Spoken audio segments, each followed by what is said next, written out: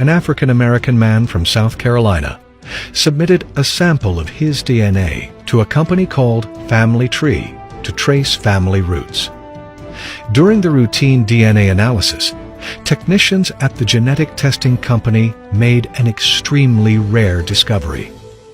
Alpert Perry contained a Y chromosome with a genetic signature like no other.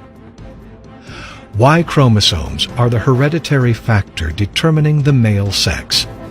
Alpert Perry revealed that the most recent common ancestor for his lineage was roaming the earth about 338,000 years ago.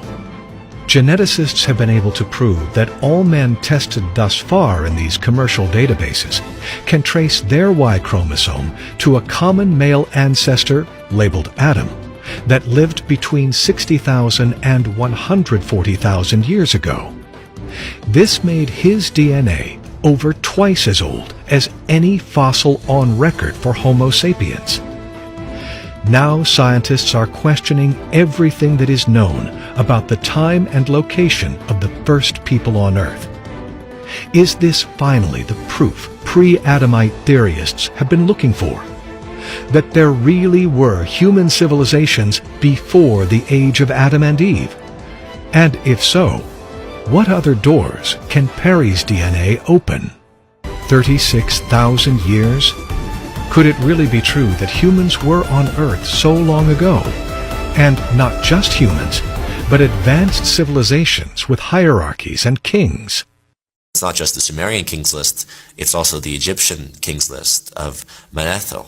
Writes about the dynasties going back, maybe not as long, but at least 30,000 BC. Gods like Thoth and others, deities that were called the 9 particular reigning deities of the Egyptian world. So if these deities have, again, lifespans of thousands of years, then of course to a human, it's going to seem as though they are gods. But if humans had been around for close to 300,000 years, according to Alpert Perry's DNA test, why do all these creation stories come from a much later time? And even more odd, why do we hold on to the truths that were given to us by these gods? If they weren't gods, is it possible that these beings were able to manipulate human DNA to such a point that the original free-roaming human species became part of a worker class with shorter lives and of less power? If the lifespan of our early kings was 36,000 years, it appears